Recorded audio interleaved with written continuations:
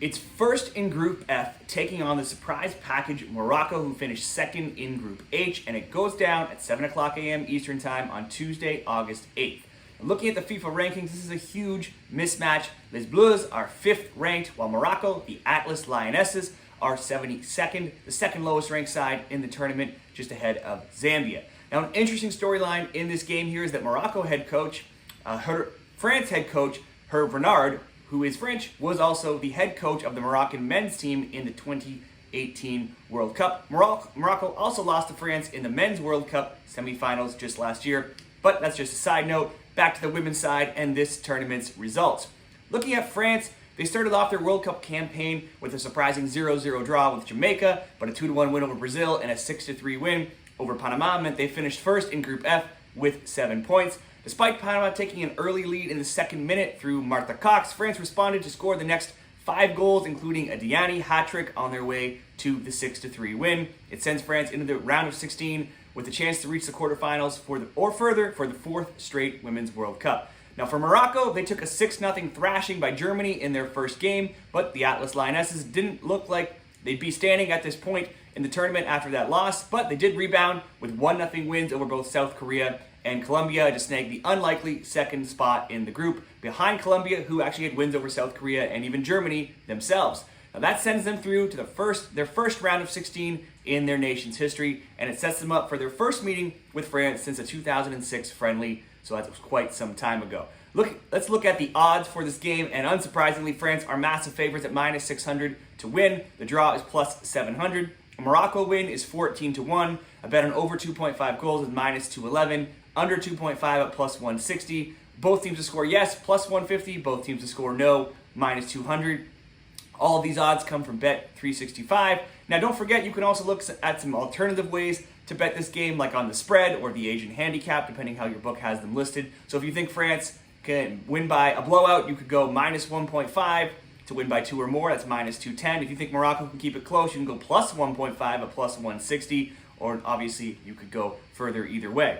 Let's look at some of the scoring odds for players in this game. And unsurprisingly, it's dominated by French players. Now, I had to take 2 screenshots of the scoring props just to find the first Moroccans on the list. And it makes sense. France did have 6 different goal scorers during the group stage. Eugenie Le Sommer, France's all-time leading scorer, has 90 goals. She is the most favored player to score in this game at -175 odds. She's followed by Vicky Beko, -125, and Diani at -105. Now, the first Moroccan player that shows up is way down on the list at 18th, and it's Rosalind Ayani at +400. Teammates Ibtisam Jaradi at +600 and Ghislaine Shabak at +650 are the next players that show up on the list for Morocco. Anissa Lamari had one of their 2 goals in this tournament so far, and she's priced at 12-1 odds to get another goal. Some key stats in this game: France had the 5th ranked XG after the group stages at 7.6, with an XGA of 3.3. They had the 7th best expected goal differential at +4.3. France had 49 shots, which was the 7th most, and they had 22 shots on target, which was the 5th most.